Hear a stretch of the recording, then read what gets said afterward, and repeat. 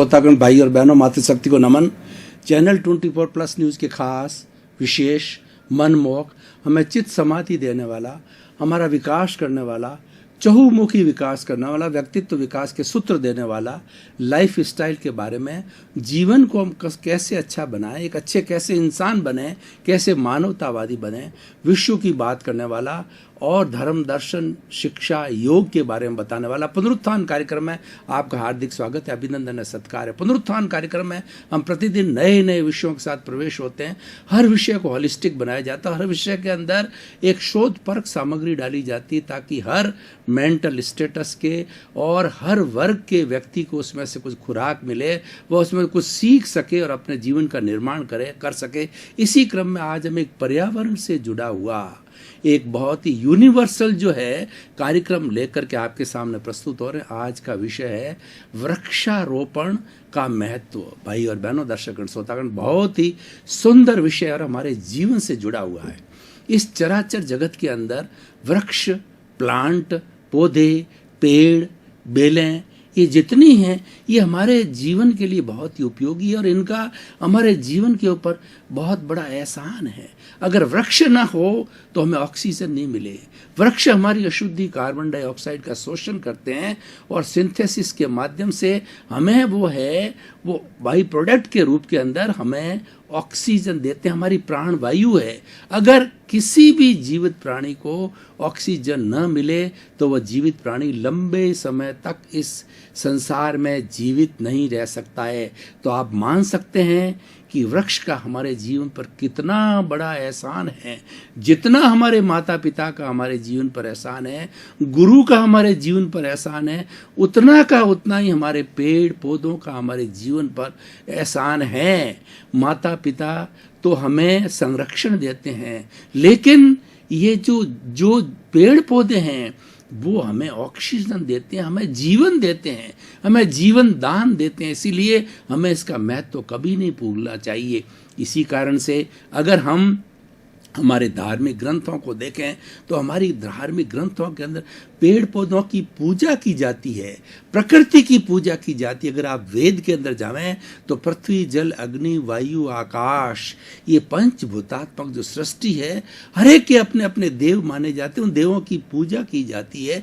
अग्नि देवता, वायु देवता, जल देवता, आकाश देवता और पृथ्वी देवता, और इन सब की जो है पूजा की जाती थी, क्योंकि हमारी रक्षा करने वाले, रक्षा ही नहीं करने वाले इस पंचभूतों से हर जीवित प्राणी का शरीर बना है, उसका पोषण होता है और जीवन भर तक उससे सर्वाइवल होती है। अगर ये 5 बेसिक भूत न हो और पेड़ पौधे न हो तो हमारा जीवन कुछ ही मिनट तक भी नहीं चल सकता। इसलिए हम इसका महत्व तो बहुत अच्छी तरह से समझ सकते हैं।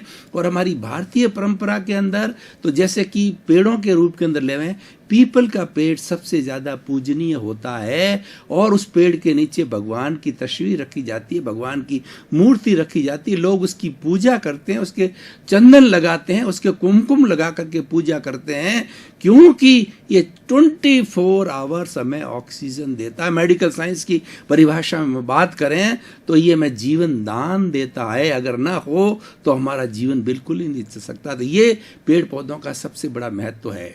दूसरा है पेड़ पौधे में हरियाली देते हैं, छाया देते हैं। भयंकर मई जून का महीना हो और अगर नीम की घनी छाया हो, पीपल की घनी छाया हो या और हमारे पेड़ हैं, वृक्ष हैं, उनकी घनी छाया हो, तो घनी छाया के नीचे बैठ करके व्यक्ति जो एसी से अधिक जो है वो आनंद की अनुभूति करता। हमारी पुरानी जितनी भी गुरुकुल परंपरा है या पुरानी हमारा जितना भी नदियों के किनारे बड़े बड़े ऋषियों मुनों के आश्रम हुआ करते थे, वो पेड़ों के नीचे होते थे और वो नदी के किनारे होते थे, क्योंकि वो प्रकृति के करीब रहते थे। और गुरुकुल के अंदर जो है 25 वर्ष की उम्र तक के ब्राह्मण, क्षत्रिय, वैश्य और शूद्र सभी तरह के जो शिष्य जो है वो अपने अपने गुरुओं के पास में पढ़ने आया करते थे और वो प्रकृति के करीब रहने का श्रमशील होते थे और विनयवान होते थे। उनको प्रकृति सब कुछ सिखा देती है। जो व्यक्ति प्रकृति की गोद में रहता है सबसे पहले तो कभी बीमार नहीं होता। प्रकृति माँ कहती है तुम अगर मेरे गोद के अंदर रहो और मेरे जो है वो नियमों का पालन करो तो मैंने यूनिबिल्ट बना करके तुम्हारे को देता है, तुम शतायु होंगे। ये शतायु की बात क्यों चली है? ये प्रकृति की गारंटी है कि अगर प्रकृति के साथ में कोई तालमेल बिठा कर रहता है तो 100 साल जीता है। और हमारे पूर्वज लोग जीते आए हैं। सामान्य बात थी 100 वर्ष जीने की, आजकल तो बहुत कठिन हो गया क्योंकि हमारा सारा जीवन अप्राकृतिक हो गया। इसीलिए प्रकृति माँ है, नेचर है, वो सब कुछ देने वाली है और उसका सबसे मुख्य घटक है वो पेड़ पौधे वृक्ष है। इसलिए भाई और बहनों, दर्शकगण, श्रोतागण, हर व्यक्ति को, भारत के 125 करोड़ जो लोग हैं उनको जो है ये कम से कम जो है ये संकल्प लेना चाहिए कि हर व्यक्ति, घर का हर सदस्य, चाहे छोटा बच्चा भी हो तो उसके पेरेंट्स जो है उसके बदले के अंदर वृक्षारोपण करे। वृक्षारोपण बगीचे में करे, अपने खेत के अंदर करे, अपने घर के आगे करे, जहाँ भी सुविधा हो वृक्षारोपण होना चाहिए। वृक्षारोपण में छाया देते हैं। वृक्षारोपण जो है, वृक्ष होते हैं हमें हरियाली देते हैं। देखिए, जो अगर मेडिकल साइंस की भाषा में बात करें तो ये जो हरा कलर है, पेड़ पौधों का पत्ती का हरा कलर है, आपने देखा होगा कि डॉक्टर लोग, नर्स लोग जो है, ये लोग हरे कपड़े क्यों पहनते हैं? क्यों? हरा कपड़ा है वो स्वास्थ्य का प्रतीक है। और इसीलिए चारों तरफ हरियाली में हरा ही हरा नजर आता है। कि किसी भी हिल स्टेशन पर आप चले जाइए, हरियाली देखेंगे तो आप मूक हो जाएंगे और उस प्रकृति को निहारते रहोगे। प्रकृति के अंदर आप अपना स्वरूप देखोगे। निज स्वरूप की प्राप्ति करनी हो तो प्रकृति के करीब जाइए। आप कल कल बहते हुए झरनों को देखिए, पहाड़ों को देखिए, चहचहाते पक्षियों को देखिए और जो है दौड़ते हुए हिरणों को देखिए। आप जो है और जितने भी हमारे वन्य जीवी उनका नजदीक से निरीक्षण करके देखिए कि प्रकृति कितनी महान है। और प्रकृति ने 84 लाख जीवा योनियां बनाई है। सभी आराम से इस पृथ्वी माँ की गोद के अंदर रहते हैं और अपने कर्मों के अनुसार वो जीवन यापन करते हैं। और मनुष्य एक ऐसा प्राणी है जो कि प्रकृति का सर्वश्रेष्ठ प्राणी है। उसको ये सबसे बड़ी रिस्पॉन्सिबिलिटी दी है कि तुम इन सबका रक्षण करोगे, सबका इनका ध्यान रखोगे, तुम दोहन नहीं करोगे, जो जातीय हैं उनको विनाश नहीं करोगे। हर एक का, चाहे सांप हो, चाहे चूहा हो, चाहे बिल्ली हो, चाहे चमगादड़ हो, हर एक का प्रतीक की दृष्टि से हर एक का अपना अपना उपयोग है। और हर एक इस प्रकृति को जो है अच्छा बनाने के लिए और मनुष्य के जीवन को अच्छा बनाने के लिए सब सहयोगी बने। चूहे हैं तो चूहे जो है हमारी धरती के अंदर जो है बिल निकालते हैं। बिल निकाल करके धरती को पोला करते हैं। इससे किसान को बहुत कम मेहनत होती है, उसको जमीन उथल पुथल नहीं करनी पड़ती, उसका उपजाऊपन उससे बढ़ता है। तो ये चूहे हमारे मित्र हैं। उसी तरीके से हमारे बहुत से ऐसे वायरस भी हैं। कई वायरस तो आजकल ऐसे आ गए जो कि अप्राकृतिक जीवन से आए हैं। प्रकृति ने कभी भी बुरे वायरस नहीं बनाए हैं। ये सब अप्राकृतिक, सिंथेटिक से बने हुए चीजें हैं। तो वो ऐसे वायरस है जो हमारी हेल्प करते हैं। हमारे शरीर के अंदर इस तरीके से छोटे छोटे कितने जीव जंतु हैं। वो कोई हमारी पाचन में मदद करता है, कोई हमारे जो है डाइजेशन सिस्टम में मदद करता है। हर एक के लिए जो है वो छोटे छोटे जीवाणु उपयोग होती। तो मैं बात कर रहा था कि हमारे वृक्षारोपण के महत्व की बात कर रहा था। देखिए, वृक्ष हमें फल देते हैं। आज हम जितने भी फल खाते हैं ये वृक्षों से आते हैं। मधुर मधुर मीठे मीठे फल आते हैं और उनका जूस निकलता है। जूस हम पीते हैं, उससे हमारा शरीर जो है बल बनता है, वीर्य बनता है, शक्ति बनती है। और हमारे अष्ट धातु है उसके अंदर हमारे फल फ्रूट का बहुत बड़ा महत्व। और फल फ्रूट तो इतने प्राकृतिक चीज़ें होती है कि व्यक्ति इसको खाए तो बड़ा आनंद की महसूस करता है, पेट हल्का रहता है, सुपाच्य होता है और हमारा नर्व सिस्टम अथा हमारी हर कोशिका को अच्छी खुराक मिलती है वो इन पेड़ फ्रूट्स के कारण। तो फ्रूट का हमारे जीवन के अंदर कितना महत्व है। कभी आपने सोचा कि ये फ्रूट्स आते कहाँ? ये फ्रूट्स जो है हमारे पेड़ पौधों से आता है। आम का पेड़ है, केले का पेड़ है और जो है आम जो उसके बाद एप्पल का पेड़ है। तो सभी तरह के सब पेड़ों से जो है हमें ये फल मिलते हैं और ये फल हमारे स्वास्थ्य का कितना लाभ करते हैं, कितना स्वास्थ्य का वर्धन करते हैं। भाई और बहनों, दर्शक गण, इस प्रकृति माँ और प्रकृति माँ के अंदर जितने भी पेड़ पौधे हैं, जितना हम उनका एहसान माने, जिनका उनको हमें हितकर माने तो हमारे लिए बहुत ही सुंदर है। और हमें प्रिकॉशन सब क्या रखनी है।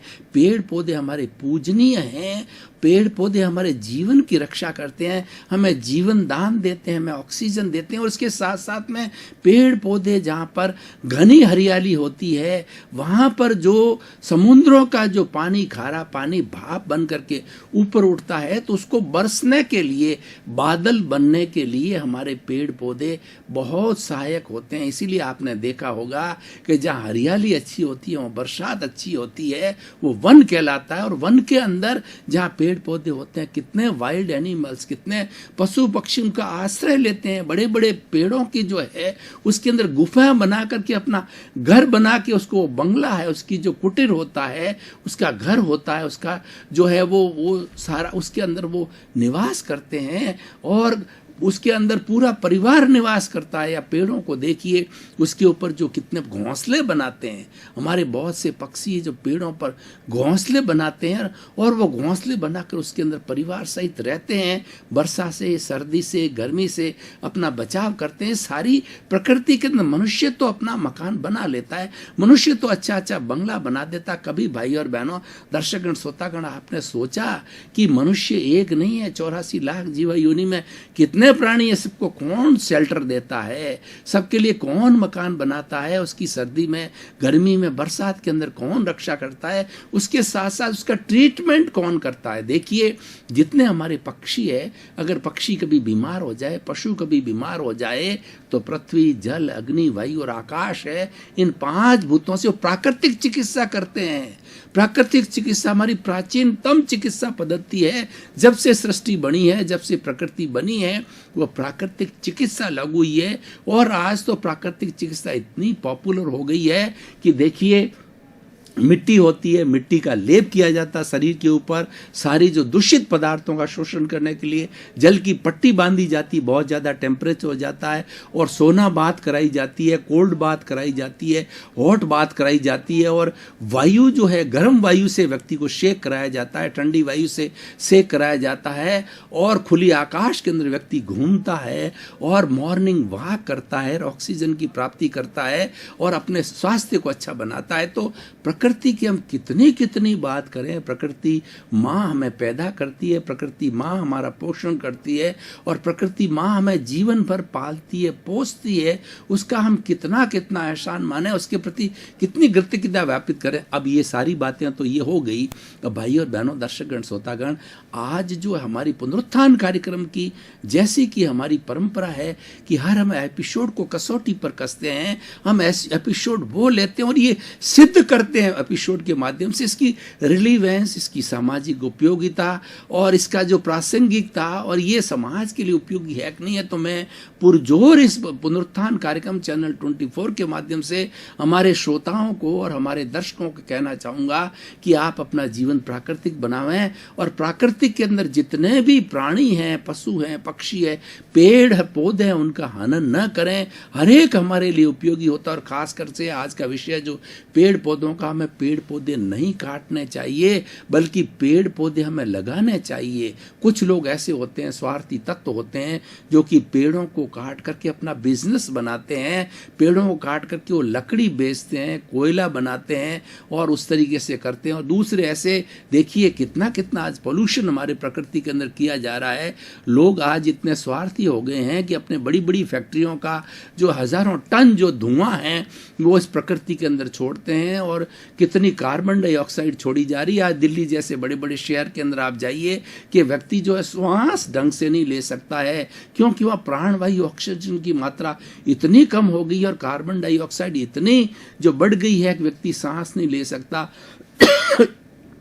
इसलिए सरकार को मजबूर होकर के जो गाड़ियां जो सबसे ज़्यादा कार्बन डाइऑक्साइड छोड़ती है, उन कार्बन डाइऑक्साइड को ठीक करने के लिए अल्टरनेट दिन के अंदर जो गाड़ी चलाई होती है, यानी एक दिन व्यक्ति को पैदल चलना होता है, एक दिन गाड़ी में जाना होता है, और उसके साथ साथ में, और ये स्थिति दिल्ली की नहीं है, हर बड़े आज हमारा मेट्रोपॉलिटन सिटी है, उसकी स्थिति बनती जा रही है। और ये स्थिति अगर बनती रही तो व्यक्ति का जीवन दूभर हो जाएगा। और हम जैसा कहते हैं कि भारत गांवों की नगरी है और भारत का हृदय गांव है, भारत की आत्मा गांव में बसती है। भारत की 80% पॉपुलेशन जो गांवों के अंदर रहती है, और भारत कृषि प्रधान देश है। पुनः वो समय आने वाला है कि शहरों से विस्थापित होकर के लोगों को गांव में जाना पड़ेगा, और यही अल्टीमेट सॉल्यूशन। अगर सरकार को भी इसके बारे में सोचना चाहिए कि जो है गांवों को आबाद किया जाए, वहाँ प्रकृति जो है उसको और अच्छा सौंदर्यमय बनाया जाए, और पेड़ पौधे किसी भी सूरत के हम काटें नहीं, हम लगाने का और काम करें, काटने का काम नहीं करें। उसके साथ साथ में देखिए पौधों की बात चली तो पौधों के अंदर कितनी कितनी ऐसी जड़ी बूटियां हैं जिससे सारी आयुर्वेद की दवाएं बनती है। एक चरक महाशय जो है बहुत बड़े हमारे आयुर्वेदिक के आचार्य हुए हैं, वो क्या करते थे कि उनको ध्यान पड़ जाता कि ये औषधि के युक्त जो है पौधा है या पेड़ है, उसके सामने खड़ा होकर के प्रार्थना करते शुद्ध हृदय से एक बालक की तरह कि हे पौधे, हे पेड़, आप मुझे आपके गुण हैं वो मुझे बताओ, मेरे दिमाग के अंदर वो गुण डालो, ताकि कि मैं जो है मानव और हर प्राणी का जो है औषधि बना सकूं, ताकि वो बीमार नहीं पड़े और बीमारी की अवस्था के उसको औषधि बढ़ाया जाए। इस तरीके से चरक जो है उन्होंने पूरी जो है बहुत तरह की आयुर्वेदपैथी को डेवलप किया और बहुत सी दवाएं बनाई। वात पित्त कफ को जो है दूर करने के लिए उन्होंने कई दवाइयों का आविष्कार किया। वे सारी इस तरीके से प्रार्थना कर करके एक जड़ी बूटी के जो गुण हैं उन्होंने प्राप्त किए। और आज तो हमारे पास इतना लिटरेचर अवेलेबल हो गया है कि हर पेड़ पौधा जो कि आज पृथ्वी के ऊपर है उसका हर एक का जो है उसका क्या गुण है, क्या अवगुण है, वो सारा बताया जाता है। और उससे कौन सा फल बनता है, उस फल से स्वास्थ्य हमारा कैसा रहता है, किस समय में कौन सा फल लेना चाहिए, सारी हमारे पास इतना लिटरेचर डेवलप हो गया क्योंकि काफ़ी लंबे समय से हमने इसके ऊपर पेड़ पौधों के ऊपर शोध की है, हमने नेचर के ऊपर शोध करी। तो आप आज हमारे पास के अंदर बहुत ही रिच जो है डॉक्यूमेंट्स, रिच लिटरेचर हमारे पेड़ पौधों का, प्रकृति का हमारे पास है। तो भाई और बहनों, निष्कर्ष की भाषा में मैं कहना चाहूँगा कि पेड़ पौधे हमें जीवन दान देते हैं, पेड़ पौधे हमें ऑक्सीजन देते हैं। पेड़ पौधों को कभी न काटिए, बल्कि जो हर एक व्यक्ति नया पेड़ लगाइए, और उसके अतिरिक्त जो फालतू की घास है उसको तो छोड़ दीजिए। उसके अलावा कोई भी उपयोगी हमारी जड़ी बूटी है या उपयोगी हमारा पौधा है उसको कभी भी नहीं काटना चाहिए, उसको डेवलप होने दीजिए। और पेड़ पौधों को डेवलप करने के लिए हमें उसका सिंचन करने के लिए भी हमें व्यवस्था करनी चाहिए। हमारी प्रकृति महान है तो सारे पेड़ पौधों के सिंचन की व्यवस्था की है, और बारिश के दिनों के अंदर उनको सिंचन मिलता है, उनके जड़ों को सिंचन मिलता है, पत्तों को सिंचन मिलता है, और वो जो है एकदम आबाद रहते हैं। वो एक ऑटोमेटिक सिस्टम है जो प्रकृति के अंदर चलता है। तो हमें इस प्रकृति के सिस्टम को डिस्टर्ब नहीं करना चाहिए, हमारा दायित्व है डिस्टर्ब नहीं करने के लिए। इसका अतिरिक्त दोहन नहीं करना चाहिए। हर प्राणी का अपना एक शरीर होता है, शरीर की आवश्यकता होती है। मनुष्य को भी देखें तो रोटी, कपड़ा, मकान, शिक्षा, चिकित्सा उसकी मूलभूत आवश्यकता है। उस आवश्यकताओं की पूर्ति उसके स्वयं के शरीर के लिए करनी पड़ती है, परिवार के लिए करनी पड़ती है, तो वो जायज है। वहां तक जैसे वनस्पति से जो हमें सब्जी मिलती है, फ्रूट मिलते हैं, वो तो उसका जो प्रोडक्ट है, उसका फल है, वो उपयोग प्रकृति देती इसीलिए ही है। कहा जाता है तरुवर फल नहीं खाते, सरवर पिए न पान। ये जो शरीर है वो धरा जो मनुष्य के काम, तो इसीलिए ये हमारे सबके काम आने वाली चीजें, हमें इनका महत्व समझना चाहिए, इनका विनाश नहीं करना चाहिए, इसको डेवलप करना चाहिए। और आज हमें जितनी समस्याओं का हम जो आज जो हमारा वैज्ञानिक लोग कहने लग गया है कि अब तीसरा युद्ध जो लड़ा जाएगा वो पानी के लिए लड़ा जाएगा, क्योंकि वनों को काटा जा रहा है। आज वन सुरक्षित नहीं है, आज टेम्परेचर धरती तपती जा रही है, और हमारी ओजोन छतरी है जो कि इस पृथ्वी के ऊपर जो है O3 है, वो एक जो हमारी पराबैंगनी किरणें जो है सूर्य से पृथ्वी पर आती है तो रोक लेती है। पराबैंगनी किरणें मनुष्य को लकवा मार देती है, मनुष्य को बहरा कर देती है, और मनुष्य को कुठाराघात कर देती है। वो पृथ्वी पर आने नहीं चाहिए। हमारी ओजोन छतरी है वो उसको रोकती है, O3। और ये O3 जो है समुद्र के किनारे पे हमारे को ओजोन मिलता है। दर्शकगण, श्रोतागण, भाई और बहनों, आपका बहुत बहुत धन्यवाद। आप पुनरुत्थान कार्यक्रम देखते रहिए।